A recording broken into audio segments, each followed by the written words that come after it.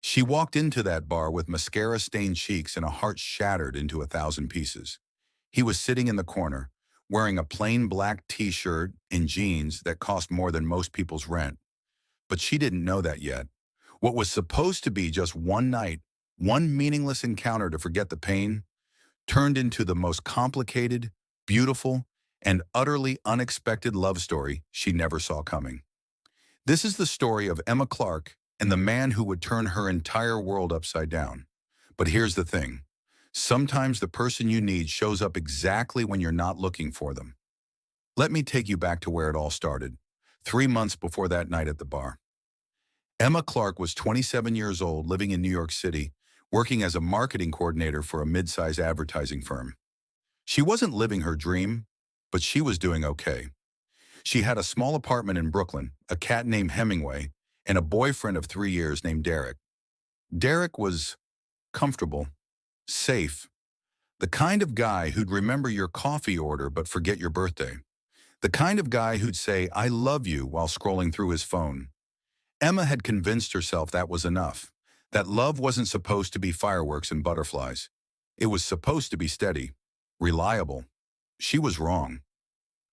It was a rainy Tuesday evening when Emma came home early from work. She left her laptop charger at the apartment and had a presentation due the next morning. She remembers the sound of her keys jingling as she unlocked the door, the way her shoes squeaked on the hardwood floor, and then she heard it, a sound that would replay in her mind for weeks.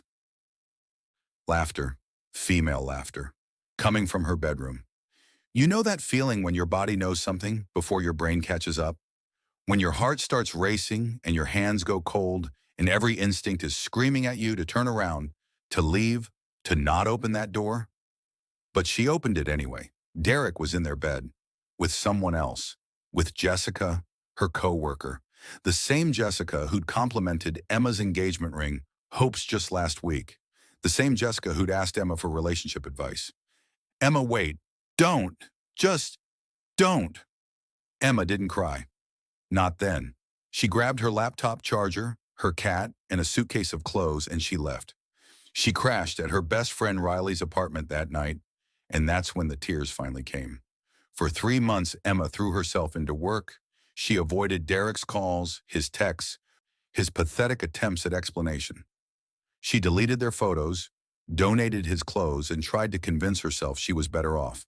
But healing isn't linear, and some nights the loneliness was suffocating. Which brings us to that Friday night in September. Riley had been begging Emma to go out for weeks. "You need to have fun," she'd said.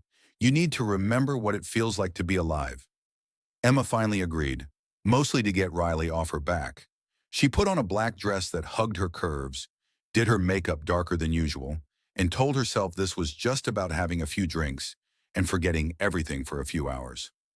The bar was called the Velvet Room, one of those upscale places in Manhattan with exposed brick walls, dim amber lighting, and cocktails with names like Midnight Confession and Beautiful Disaster.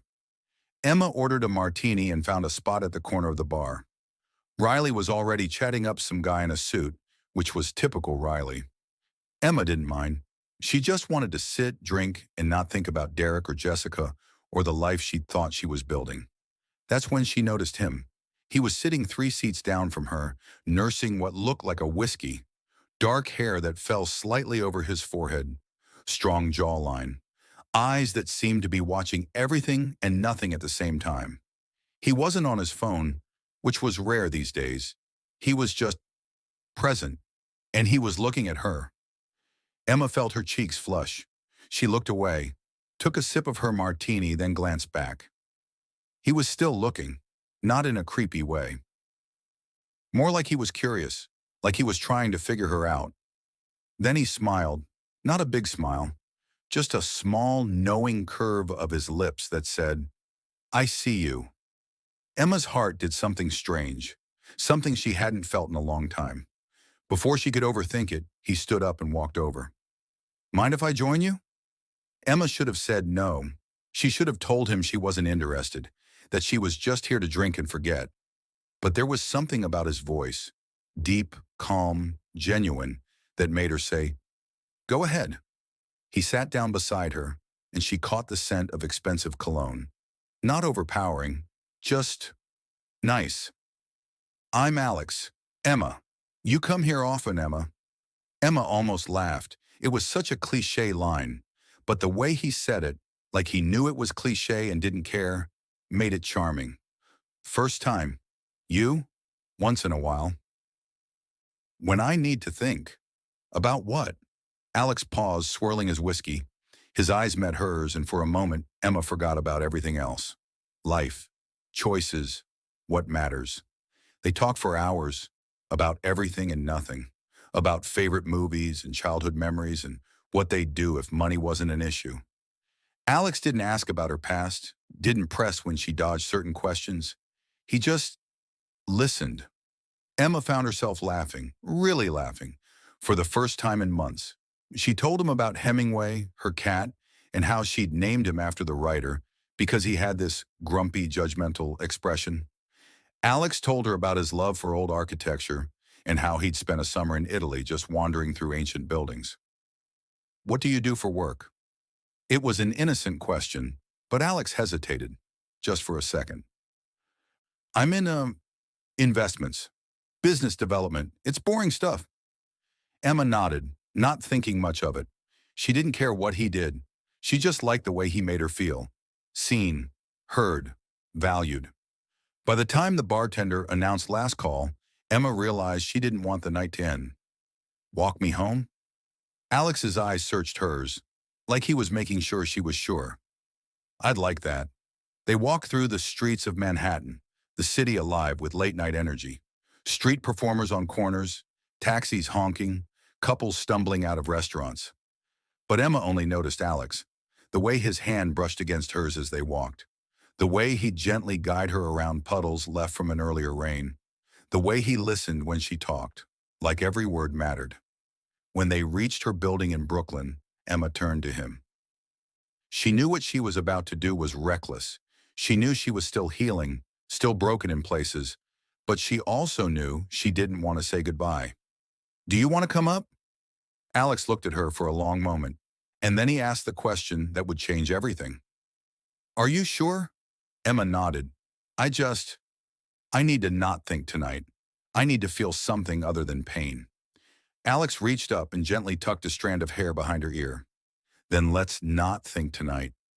What happened that night wasn't just physical. It was two people finding solace in each other. Two people who'd been carrying their own burdens, finding a moment of peace. When Emma woke up the next morning, sunlight was streaming through her bedroom window. She turned over, expecting to see Alex beside her, but he was gone. No note, no number. Just the faint scent of his cologne on her pillow and the memory of his touch. Emma sat up, pulling the sheets around her. She told herself it was fine. It was supposed to be one night. That's all she'd wanted. That's all she'd expected. But as she made coffee and fed Hemingway, she couldn't shake the feeling that she'd just let something important slip through her fingers. 2 weeks passed. Emma threw herself back into work, trying to forget about Alex. Riley asked about the guy from the bar, but Emma just shrugged it off. It was nothing. But he wasn't just Alex. He was Alexander Thorne, CEO of Thorne Global Enterprises, one of the youngest billionaires in the country, known for his innovative real estate developments and his intensely private personal life.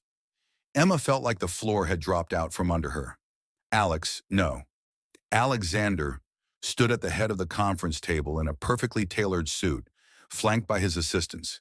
His eyes scanned the room and landed on her. For a split second, she saw surprise flash across his face. But then it was gone, replaced by a smooth professional mask. Let's begin. Emma barely remembered the presentation. Her hands shook as she clicked through the slides. Her voice sounded distant, mechanical. All she could think about was the fact that the man she'd spent the night with, the man who'd disappeared without a word, was sitting 10 feet away, pretending he'd never met her. When the meeting ended, Emma bolted from the conference room. She locked herself in the bathroom, her heart pounding. He'd lied to her, or at least he'd hidden the truth. Why? Was she just some random hookup to him? Some nobody he could spend a night with and forget? Emma felt stupid, used, angry. But underneath all of that, she still felt something else, something she didn't want to name. Picking up her things when she heard a knock on her cubicle wall, she looked up. It was Alexander. Alone. Can we talk? No. Emma, please. You lied to me. Alexander ran a hand through his hair, looking more vulnerable than she'd ever seen him. I didn't lie. I just didn't tell you everything. Same thing. Look, can we go somewhere? Somewhere private? Emma wanted to say no, wanted to tell him to leave her alone, but she also wanted answers. Fine. 5 minutes. They went to a small coffee shop around the corner.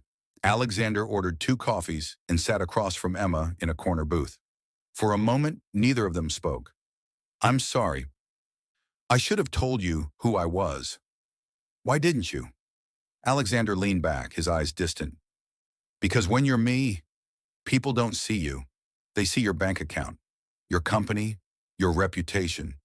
They want something from you, a job, an investment, a connection. He looked at Emma, and she saw something genuine in his eyes. But when I met you that night, you didn't know any of that.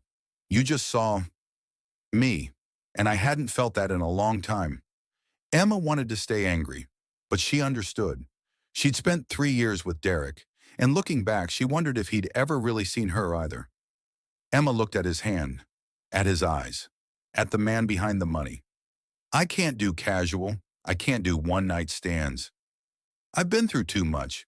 I'm not asking for casual. Emma took a breath. Then what are you asking for? A real chance. To get to know you. To let you get to know me. No secrets this time. Emma felt the walls around her heart crack just a little. This is complicated, I know. I'm not healed yet. From my ex. From everything. I'm not asking you to be perfect. I'm just asking you to be real. Emma looked down at her coffee, then back up at him. Okay, but you have to promise me something. Anything. No more lies. No more hiding who you are. Alexander smiled. A real smile this time. Deal. And so began the most unexpected relationship of Emma's life. Alexander didn't rush her. He didn't push for more than she was ready to give. Instead, he showed up. Consistently. Genuinely. He'd pick her up after work, not in a limo or some flashy car, but in his personal SUV, a beat-up Range Rover he'd had since college. They'd go to hole-in-the-wall restaurants in Queens, art galleries in Soho, late-night diners where nobody recognized him. He met Hemingway, who surprisingly didn't hate him, and for Hemingway, that was saying something. Emma learned things about Alexander that never made it into Forbes articles. He was afraid of heights but forced himself to go on observation decks because he loved the view. He'd grown up middle class in Ohio, the son of 2 teachers, and built his fortune from scratch. He donated anonymously to schools and shelters, never wanting recognition. He loved old movies, black and white films from the 40s and 50s, and he was falling in love with her. What are you thinking about? They were lying on a blanket in Central Park on a Sunday afternoon, watching clouds drift by. How different my life was 3 months ago. Different good or different bad? Emma turned to look at him. Different, unexpected. I thought I had everything figured out, and then it all fell apart, and then I met you. Regret it? Emma smiled. Not even a little bit. But it wasn't all perfect. Alexander's world came with complications. There were board meetings that pulled him away for days. Business dinners where Emma felt out of place among people in designer clothes discussing million-dollar deals. There were paparazzi photos, grainy shots of them walking together, headlines that called her mystery woman and speculated about their relationship. And there were people in Alexander's life who didn't approve. She's not right for you, Alex. She doesn't understand this world. She understands me. That's what matters.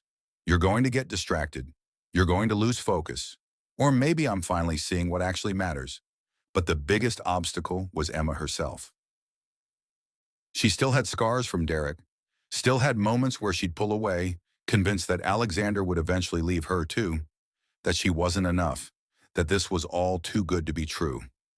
Why are you pulling away from me? I'm not. Yes, you are. Every time we get close, you find a reason to push me back. Because I'm scared, okay? I'm scared that you're going to wake up one day and realize I'm just some ordinary girl who works in marketing and lives in a shoebox apartment with a judgmental cat. Alexander took her hands. Emma, I don't want extraordinary. I've had extraordinary. I've had models and socialites and people who looked perfect on paper. You know what they didn't have? You. Your laugh, your kindness, the way you cry at animal shelter commercials, the way you geek out over good coffee. That's what I want. Tears streamed down Emma's face. I'm so afraid of losing this. Then stop trying to lose it before it's even gone. Stay. Fight for this. Fight for us. Emma nodded, letting him pull her into his arms. Okay, I'll try. Just when Emma thought things were settling into a rhythm, the universe threw another curveball. It started with a phone call. Emma was at work when her phone rang. An unknown number. Hello. The voice on the other end was female, cold, calculated. Is this Emma Clark? Yes, who is this? Someone who thought you should know the truth about Alexander Thorne? The woman introduced herself as Victoria Hastings, Alexander's ex-fiancée. Emma's blood went cold. What do you want? I want you to stop embarrassing yourself. Alexander doesn't love you. He's using you as a distraction while we work things out. Emma's hands shook. I don't believe you. Ask him about the engagement ring he bought last month. Ask him about the reservation he made at Le Bernardin for next week, our favorite restaurant. The call ended and Emma sat frozen at her desk. It couldn't be true. Alexander wouldn't do that. But doubt crept in like poison. That night when Alexander picked her up, Emma was quiet. Everything okay? Were you engaged? Alexander's expression shifted. Yes, 2 years ago. It ended badly. Why didn't you tell me? Because it's in the past. It doesn't matter. Emma pulled out her phone, her hands shaking, and showed him a screenshot of the reservation Victoria had mentioned. Then why is this real? Emma, let me explain. Did you buy a ring last month? Yes, but are you still in contact with her? Alexander pulled over to the side of the road. Yes, I'm in contact with her. Because she's on the board of my company. Because we have business dealings. But I am not getting back together with her. Then why the ring? Why the reservation? Alexander took a breath. The ring is for you. I bought it a month ago because I knew. I knew you were it for me. And the reservation? Victoria made it in my name to mess with us. She's been trying to sabotage this relationship since day one. Emma stared at him, tears streaming down her face. How am I supposed to believe you? Because I love you. The words hung in the air between them. I love you, Emma Clark. I love your strength and your vulnerability. I love the way you've rebuilt yourself after being broken. I love that you challenge me and see through my bullshit. And I know I should have told you about Victoria, about the complications in my life. But I'm telling you now, there is no one else. There's only you. Emma closed her eyes, letting the words sink in. I love you too, and that terrifies me. Then let's be terrified together. The next few weeks were about rebuilding trust. Alexander opened up completely, about Victoria, about the pressures of his business, about his fears and insecurities. Emma did the same. She told him about Derek, about the nights she'd spent crying, about how angry she had been for so long, and slowly, piece by piece, they started building something. Something real, something lasting. Emma met Alexander's family, his parents, who welcomed her with open arms and embarrassing childhood stories. Alexander supported Emma when she decided to quit her job and start her own marketing consultancy, something she'd dreamed of but never had the courage to do. They traveled together, not to fancy resorts but to small towns and hidden beaches where they could just be Alex and Emma.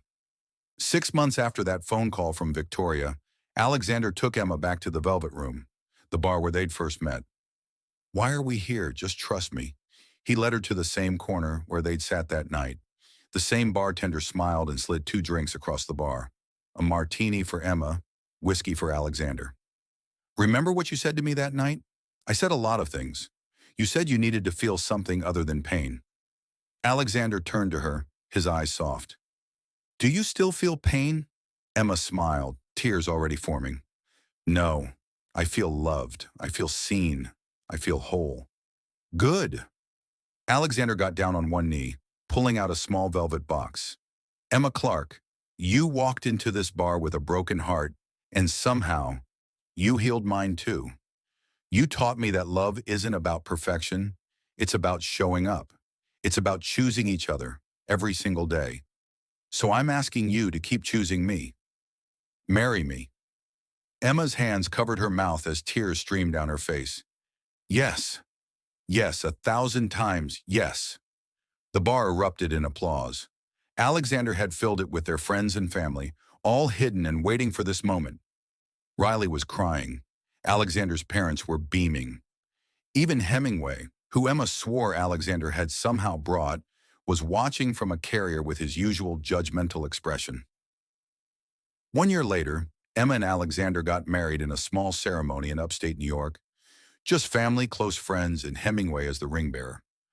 Emma's marketing consultancy took off, and she found herself doing work she actually loved, with clients who respected her vision. Alexander stepped back from some of his business obligations, prioritizing time with Emma and the life they were building together.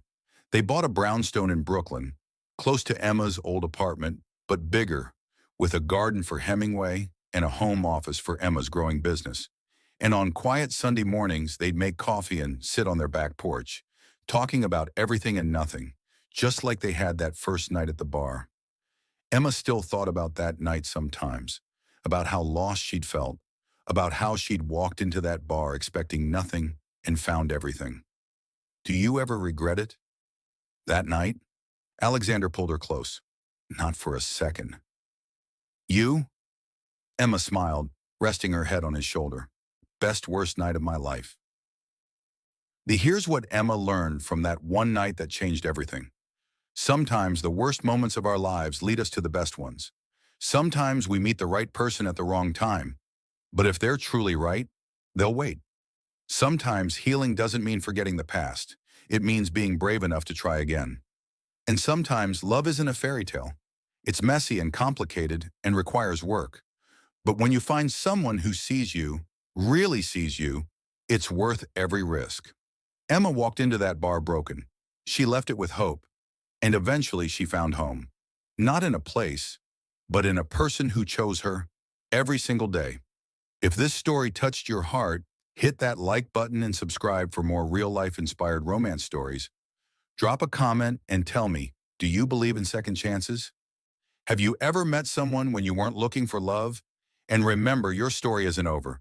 The best chapter might be just around the corner. Until next time, keep believing in love.